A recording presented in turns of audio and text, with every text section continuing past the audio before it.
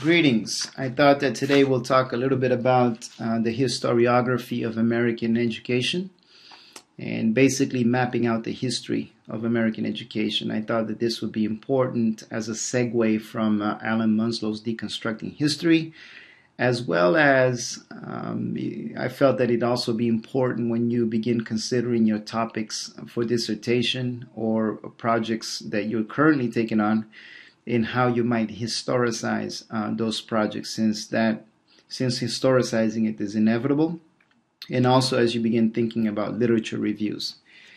Okay, so let's begin with a very important figure in the history of education, just as important in my opinion as Horace Mann, but often does not get the credit that Horace Mann gets.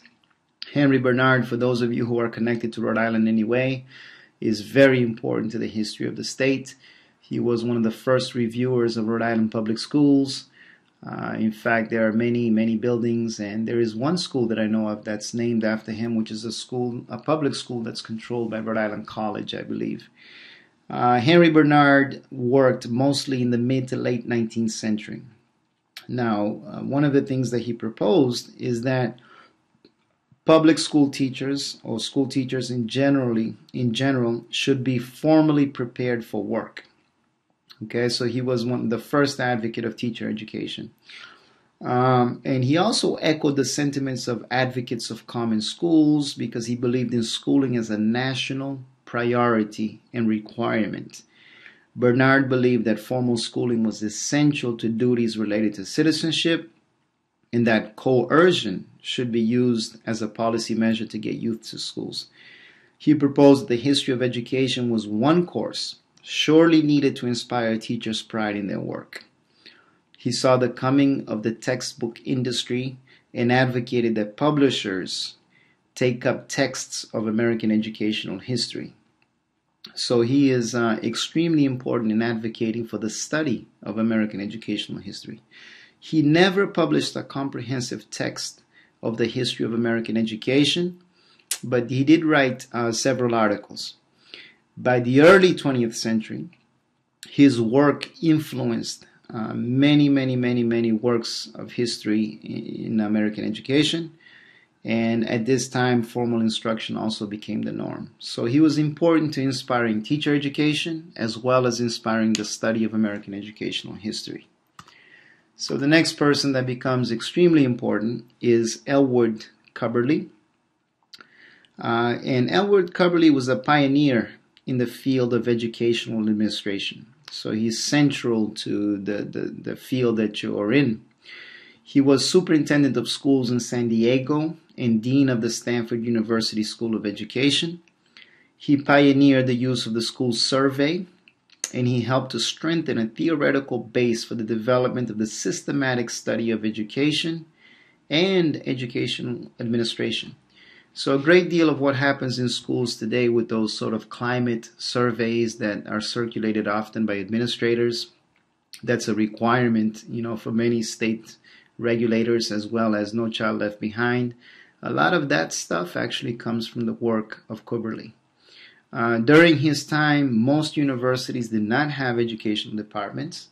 His work is now seen as very controversial, however, for its application of industrial management theory to school leadership. So the use of scientific management and bureaucratic structures, and for his anti-immigrant sentiments.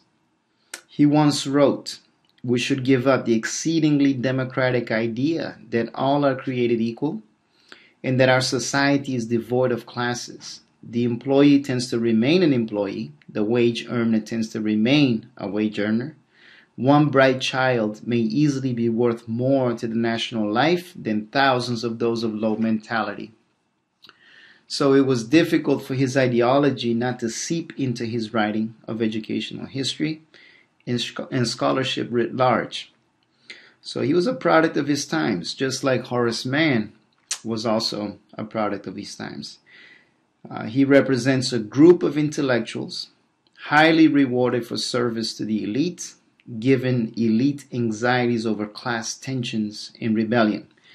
So he, and I would argue Horace Mann and Henry Barnard even, are really working to address elite anxieties over worker rebellion and so forth and so on by institutionalizing scientific management in schools, really as a form of social control. Now, what I'm saying is debatable. Historians of American education debate this point, but it's hard to see how this was not the case. At the time when he's writing, you have the anti-rent war in upstate New York. You have the Dorr Rebellion in Rhode Island. You have widespread nativism. You have strikes led by women in New Hampshire and Massachusetts. So these were sort of the dominant. This is the terrain in which he's working, and some of the dominant things, some of the most important social issues going on in the day. So his borrowing of scientific management principles into education was accepted by the elite, and that gave him significant clout and authority to publish in the area of educational history. 1930s. In the 1930s, we begin to see a social and cultural turn in the writing of the history of education. This cultural turn arises out of the critical atmosphere built at Teachers College, Columbia University. It arose out of the work of R. Freeman Butts, who probed church-state issues. So he was really critical of the infusion of religion into public schooling. And other folks begin taking this later on, like Michael Apple, who developed his theory of conservative restoration, who really gets into these connections. Freeman Butts also wrote about civil rights and other constitutional disputes in schooling. The University of Wisconsin was also at the forefront of the critical turn. Examples of critical educational historians at UW included Lawrence Kremen and Merle Curti. Wisconsin, both the University of Wisconsin as well as Columbia University, are the two institutions at the forefront of educational theorization and the writing of educational history today. In the early 60s, one of the most important figures in the early 60s was Bernard Bailyn. Bailyn is a historian who specializes in colonial and American Revolutionary history. He's won the Pulitzer Prize for History twice and currently teaches at Harvard University. Now, he wrote a book called Education in the Forming of American Society, where he called for a broader definition of education and a different notion of historical relevance. So that was a very important intervention in the writing of American educational history. He proposed that we think of education as the entire process by which a culture transmits itself across the generations. As you can see, the work is obviously deeply influential today, as a lot of writers begin to not only focus. I'm talking about writers of education, period, not just the history of education. But a lot of writers focus not only in the four walls of schools, but they also begin to look outward, right? So how is curriculum shaped in spaces outside of traditional schools, right? So it'd be community organizations, it would be hip hop, it would be even the forms of thinking and learning or pedagogy and learning that happen in places like barbershops and what have you, okay? Or even what the pedagogical implications behind film making, behind media, behind video games, and so forth and so on, okay? So he's important to this whole trajectory of thought. By the late 60s, inquiries into American educational history turns sharply left. This has been referred to as radical historical revisionism. I don't like the term revisionism because sometimes it's used pejoratively, as if there's no truth behind it. And I see a lot of work that's been done in this terrain as deeply important and truthful.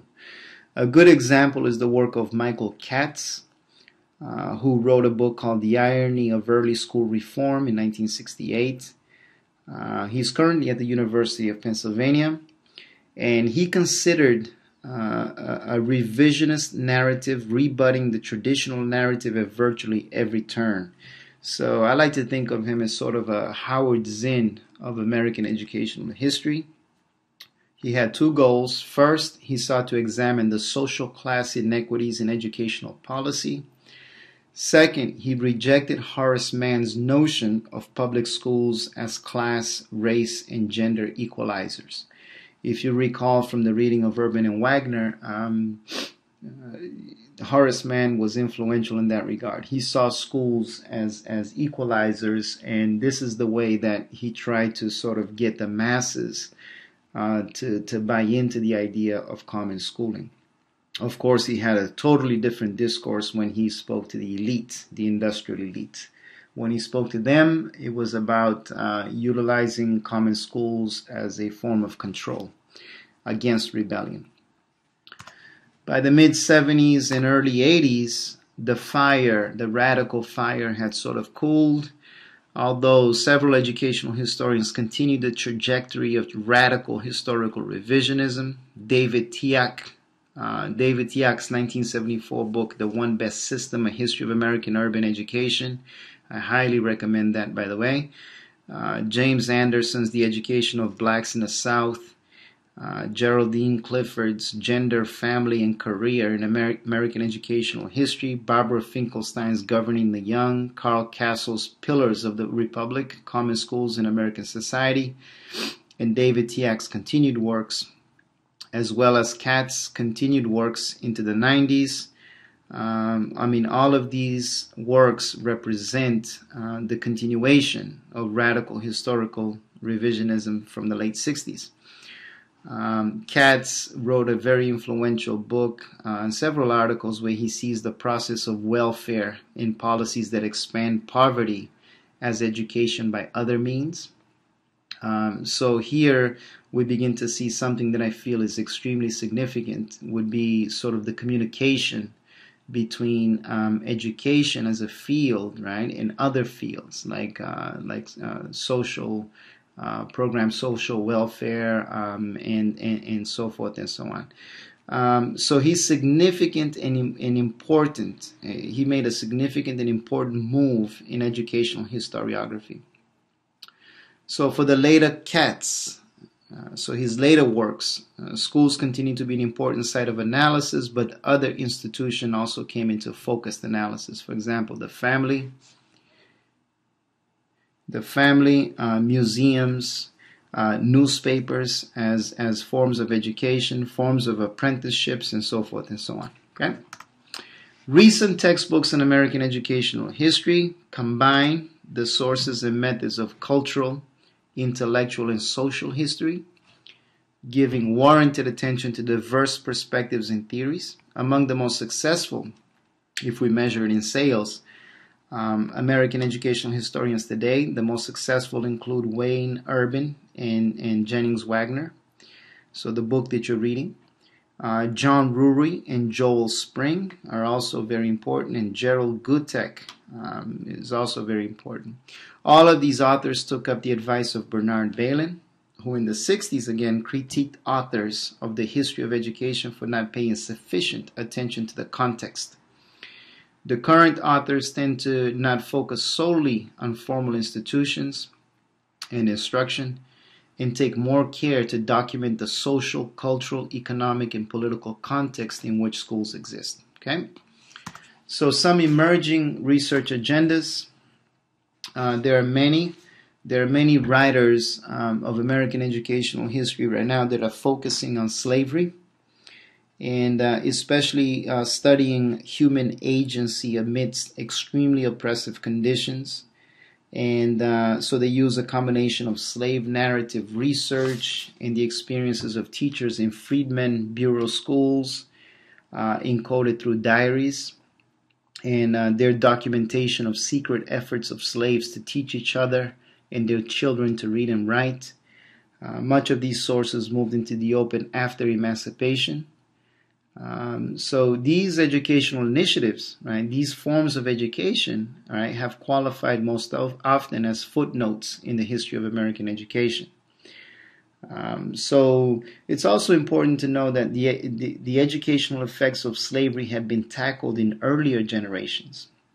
That is, the application of a definition of education as cultural and social development, not merely school-based or academic knowledge. Okay, but the thing is that recent works pay more attention to slaves' political defiance, right, in their self-seeking and communal seeking of liberation, in part through education. Okay? So the other important point to make here is that if slavery functioned as an educational institution, an obvious but unevenly explored question follows. So a question that we should deal with more today is, what did whites learn from it? Okay, so how did this shape the education of white folks? This is an emerging question in studies on white privilege and whiteness. So you have David Rodiger and others sort of beginning to explore this question. I shouldn't say beginning to. David Rodiger has been doing work for quite some time.